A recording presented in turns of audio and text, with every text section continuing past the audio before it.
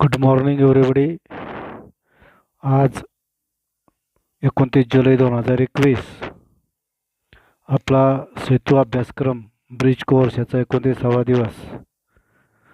मग आज आपल्याला काय अभ्यास करायचा आहे तर या ठिकाणी आपल्याला दिसेल एक PDF तुमच्या समोर या ठिकाणी दिसते. या PDF मध्ये पहिला जो विषय आहे तो मराठी. या ठिकाणी आपल्याला दिसेल मराठी हा विषय. या विषयाअंतर्गत आपल्याला काय बघा, या ठिकाणी वाचन करता आलं पाहिजे. त्यासाठी तुम्हाला या PDF मध्ये या ठिकाणी काही माहिती या ठिकाणी दिलेली आहे बघा. ही आपल्याला काळजीपूर्वक वाचायची आणि समजून घ्यायची.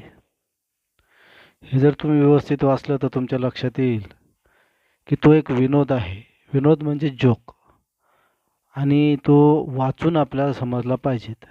तर तुम्हाला हे वाचायचं आहे. त्याच्यानंतर अशा प्रकारचे काही जोक्स, विनोद ज्याला म्हणतो आपण, ते जर तुम्हाला माहिती असतील तर ते आपल्याला वहीमध्ये लिहायचे आहे.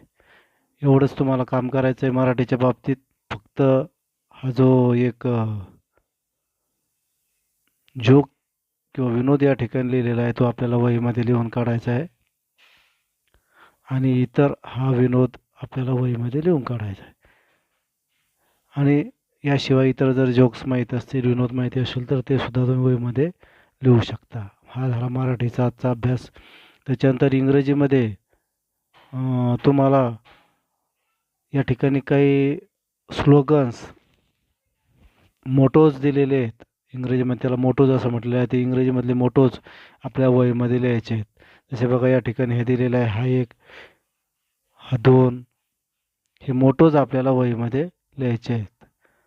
हे दोन म्हणजे हे जे खाली दिलेलं जे आहे तुम्हाला, हे इथं इंग्रजीमध्ये, हे तुम्हाला वहीमध्ये लिहायचं आहे. त्याच्यासाठी तुम्हाला हा नंबर या ठिकाणी टाकायचा. Read the name and motto on your each, हे तुम्हाला लिहायचं. आणि त्याच्या खाली हे 2 नंबर टाकून, 1 आणि 2, याला 1 नंबर आणि याला 2 नंबर असं टाकून तुम्हाला ते वहीमध्ये लिहायचं आहे. त्याच पद्धतीनं पुढचा प्रश्न तुम्हाला लिहायचा हा, आणि त्याला सुद्धा खाली 1 आणि 2 नंबर टाकून हे जे मोटोज आहे तिथं दिलेले ते तुम्हाला लिहायचे आहे. जसं बघा या ठिकाणी हे दिलेलं आहे, हा एक मोटो आणि हे एक, हे वहीमध्ये तुम्हाला लिहायचं आहे. हे इंग्रजीचं काम. त्याच्यानंतर पुढं बघा, हे तिसरा मोटो या ठिकाणी दिलेला आहे. आता हे तुम्हाला कदाचित वाचता येणार नाही. बघा हा तिसरा मोटो या ठिकाणी दिलेला, हा तुम्हाला लिहायचा आहे. बघा या ठिकाणी हे दिसेल, wash your hands, put on mask on your face, keep safe distance. हा मोटो तुम्हाला लिहायचा आहे. त्याच्यासाठी जसं अगोदर वर तुम्ही प्रश्न लिहिला होता, इथं हा प्रश्न लिहायचा आहे आणि खालचा मोटो तुम्हाला लिहायचा आहे. हे झालं तुमचं इंग्रजीचा अभ्यास. त्याच्यानंतर गणिताचा अभ्यासामध्ये हे जे चित्र आहेत, हे चित्राचं निरीक्षण करायचं आहे, खाली दिलेली माहिती वाचायची. आणि बघा हे सुद्धा या ठिकाणी काही चित्र दिलेले आहेत, हे चित्रसुद्धा बघायचे. या ठिकाणी एक एकक दिलेलं आहे.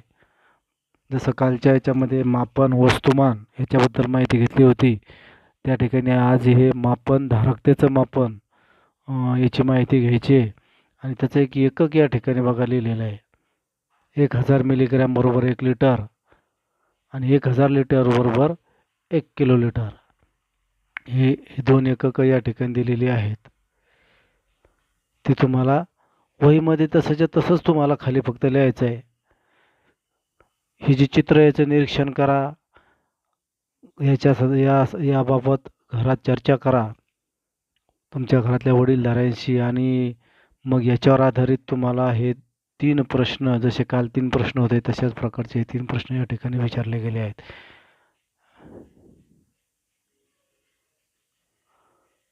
हे 3 प्रश्न विचारले गेलेले आहेत या ठिकाणी.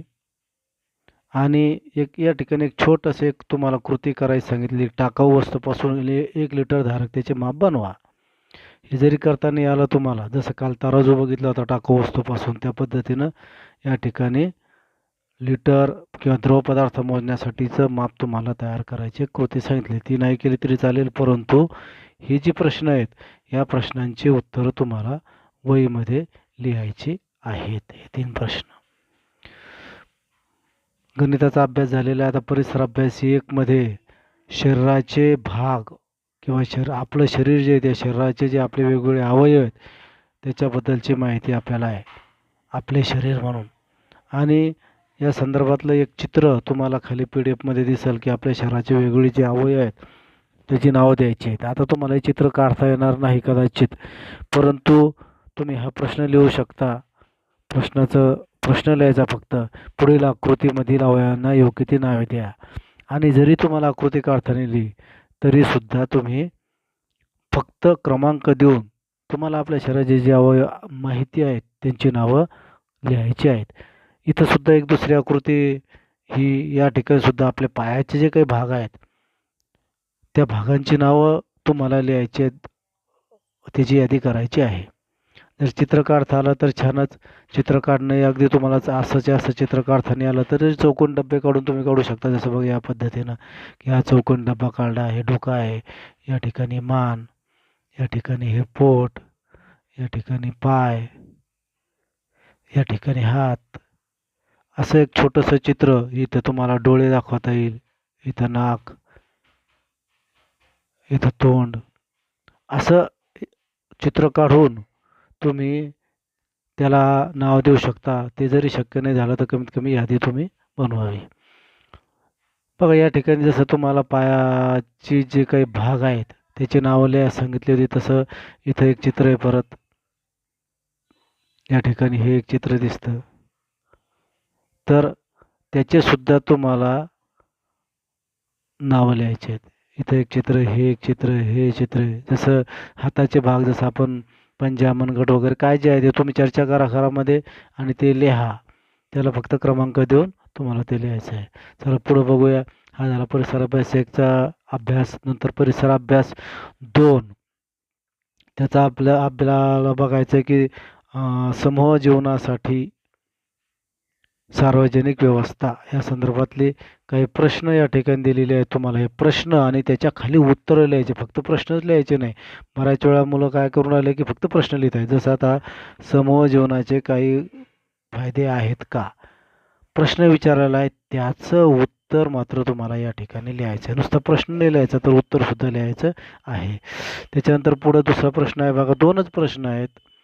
दुसरा प्रश्न या ठिकाणी दिलेला आहे की सार्वजनिक सुविधा कोणासाठी असतात, याचं उत्तर तुम्हाला या ठिकाणी लिहायचं आहे. तुम्हाला उत्तर येत नसेल तर तुमच्या घरातल्या वडीलधाऱ्या माणसाची चर्चा करा, पुस्तक वाचा, पुस्तकामध्ये बघा आणि ते उत्तर वहीमध्ये लिहायचं आहे.